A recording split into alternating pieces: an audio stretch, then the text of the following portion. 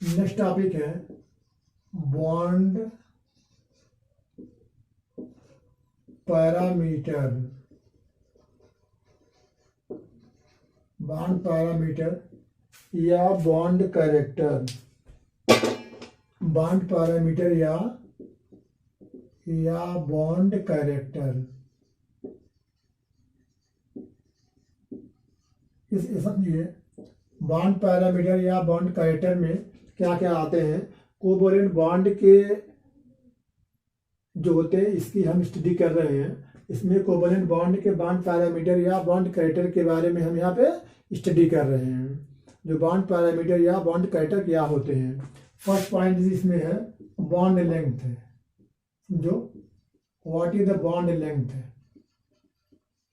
जो bond length होती है किसी भी कोवैलेंट मॉलिक्यूल्स के अंदर जो है, जो दोनों एटम की रेडियस होता है, रेडियस के तो जो सम होते हैं, सम का मतलब जो है उसके होते हैं एवरेज सम को जो हम बॉन्ड लेंथ कहते हैं। सपोज दो यहाँ पे ये कोवैलेंट मॉलिक्यूल है, दोनों की रेडियस इसकी ए है, इसकी यहाँ पे ए है, ठीक है। इसकी कहेंगे हम आर ए हुआ, अर्थात ये एटम ए हुआ और एटम बी हुआ। इसका ए आर ए हुआ, इसका आर बी हुआ।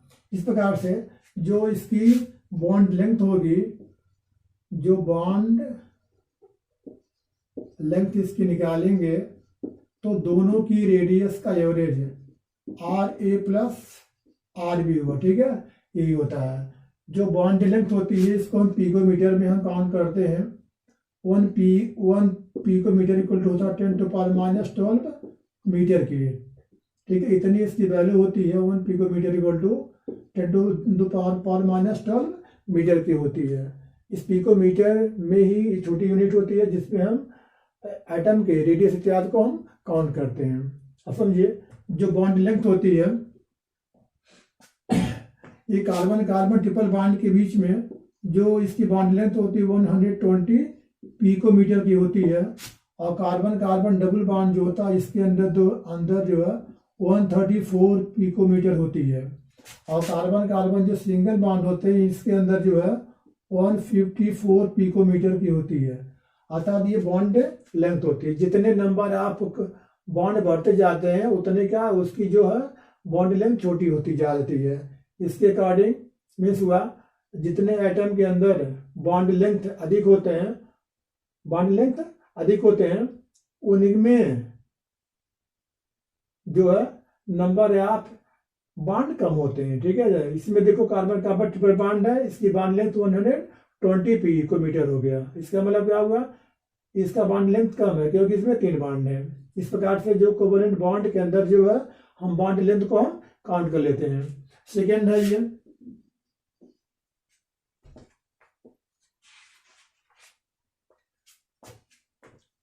Bond energy.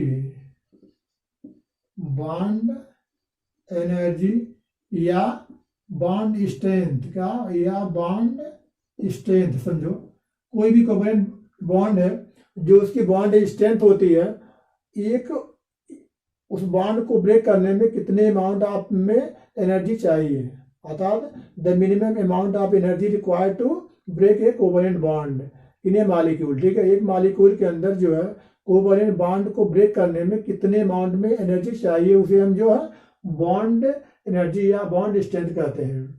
अब समझो जो हाइड्रोजन के बीच में जो इसकी बॉन्ड लेंथ होती है तो जानते हैं, लेकिन जो इसके बॉन्ड डिसोसिएशन एनर्जी होती है 436 किलो जूल पर मोल होती है, ठीक है। अर्थात हाइड्रोजन के बॉन्ड को ब्रेक करने में जो है 436 जो है किलो जूल पर मोल चाहिए। क्लोरीन एक आइटम को में जो ये बॉन्ड होते हैं, ये बॉन्ड को ब्रेक करने में 242 किलो जूल पर मोल जो है एनर्जी की यहाँ पे नीडेड होती है।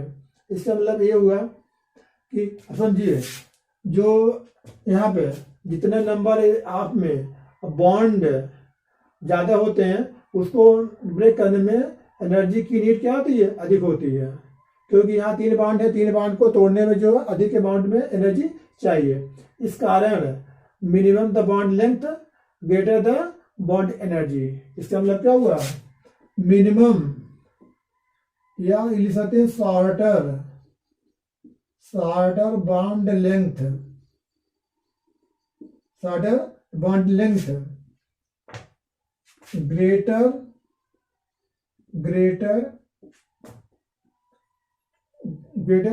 Bond energy. क्या होगा, ग्रेटर बॉन्ड एनर्जी, अर्थात जितना ही बॉन्ड लेंथ छोटा होगा उतना उस बॉन्ड को ब्रेक करने में क्या होती है, अधिक अमाउंट में एनर्जी चाहिए।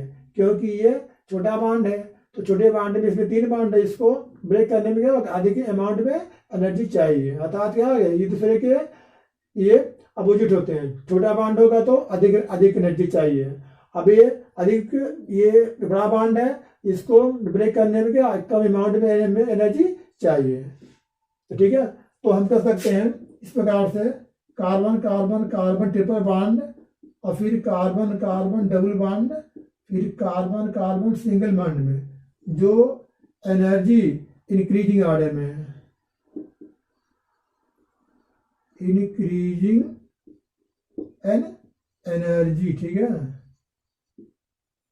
ऑफ बॉन्ड एनर्जी, ठीक है। जो बॉन्ड एनर्जी की वैल्यू होती है ये इंक्रीजिंग ऑर्डर में होती है। सिंगल बॉन्ड में सबसे कम लगेगी, डबल में उससे अधिक, ट्रिपल में क्या होती है, सब उससे अधिक लगती है। इसका मतलब होगा shorter the bond length greater the bond energy या ग्रेटर द बॉन्ड स्ट्रेंथ, ठीक है। इस बॉन्ड को तोड़ने में अधिक अमाउंट में एनर्जी चाहिए और इस बॉन्ड को तोड़ने में कम चाहिए। बॉन्ड एंगल ये थर्ड है बॉन्ड एंगल, ठीक है। बॉन्ड एंगल क्या होते हैं, अब समझो। जो सेंट्रल एटम होते हैं, सेंट्रल एटम से जो बॉन्डेड एटम होते हैं, सेंट्रल एटम से जो बॉन्डेड एटम होते हैं उनके बीच का जो डिस्टेंस होती है उसको हम बॉन्ड एंगल कहते हैं। अब समझो, मान लो कि वाटर मॉलिक्यूल है, वाटर मॉलिक्यूल से दो क्या होता है, हाइड्रोजन एटम क्या होता है, बॉन्डेड होते हैं। क्या होते हैं, बॉन्डेड होते हैं। मेन जो है आपका सेंट्रल एटम कौन सा, यहाँ पे ऑक्सीजन है, और जो दोनों हाइड्रोजन एटम होते हैं ये बॉन्डेड होते हैं। ये बॉन्डेड एटम होते हैं। जो बॉन्डेड एटम के बीच में जो गैप होता है इसे हम बॉन्ड एंगल कहते हैं। अर्थात बॉन्ड एंगल सेंट्रल एटम से जो बॉन्डेड एटम होते हैं उनके बीच का जो वो डिस्टेंस होती है उसको हम जो बॉन्ड एंगल कहते हैं। जो बॉन्ड एंगल होते हैं ये किस पे डिपेंड होते हैं, उसमें समझो हाइब्रिडाइजेशन पर, हाइब्रिडाइजेशन उस एटम सेंट्रल एटम के, जो सेंट्रल एटम है वो किस हाइब्रिडाइज स्टेट में है उसके अकॉर्डिंग जो है हाइब्रिडाइजेशन के अकॉर्डिंग जो है बॉन्ड एंगल होते हैं। यदि हाइब्रिडाइजेशन किस टाइप में है उसके अकॉर्डिंग बॉन्ड एंगल की वैल्यू चेंज होती है। सेकेंड होगा आपका lone pair electron, lone pair electron हुआ। यदि सेंट्रल एटम पर लोन पेयर इलेक्ट्रॉन है तो जो बॉन्ड एंगल होती है वो नॉर्मल से कम हो जाती है। अब सपोज करो क्या है, ये आपका वाटर मॉलिक्यूल है, वाटर मॉलिक्यूल का जो ये टेट्राहेड्रल होना चाहिए, क्या टेट्राहेड्रल होना चाहिए, लेकिन टेट्राहेड्रल से ये कम होता है। क्योंकि जो बॉन्ड ये लोन पेयर इलेक्ट्रॉन होते हैं ये रिपल्सन इनमें होता है। क्या, ये मोटी थियरी में आपको बताया है, यहाँ पे रिपल्सन होता है। तो रिपल्सन होने से जो ये बॉन्ड होते हैं दोनों को ये दाब डालते हैं, और जब दाब डालते हैं तो इस बॉन्ड को वो सिकोड़ते हैं। तो क्या, ये बॉन्ड एंगल जो यहाँ पे नॉर्मल एंगल से 109 डिग्री 28 मिनट इसका होना चाहिए, लेकिन उससे ये कम हो जाते हैं, कम हो करके 105 डिग्री हो जाते हैं। 105 डिग्री से बॉन्ड एंगल हो जाती है। इस प्रकार से यदि उस सेंट्रल एटम पर लोन पेयर इलेक्ट्रॉन प्रेजेंट है तो जो बॉन्ड एंगल होते हैं बॉन्ड एंगल की वैल्यू कम हो जाती है। अगला है ये सी, इलेक्ट्रोनेगेटिविटी।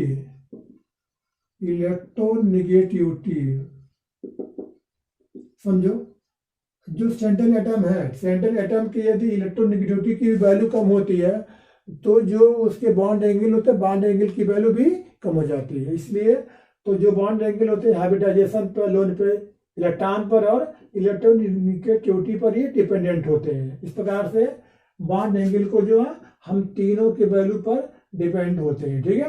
इस प्रकार से हम कर सकते हैं। 4 है बॉन्ड ऑर्डर।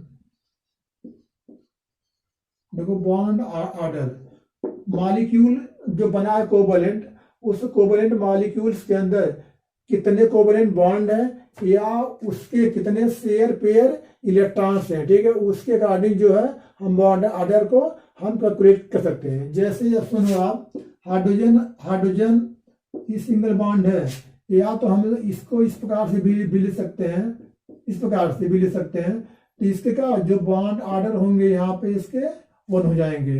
अब ये ऑक्सीजन है, इस प्रकार से भी हम लिख सकते हैं ऑक्सीजन को, या ठीक है ऑक्सीजन के अंदर जो है इस प्रकार के इलेक्ट्रॉनों की शेयरिंग होती है।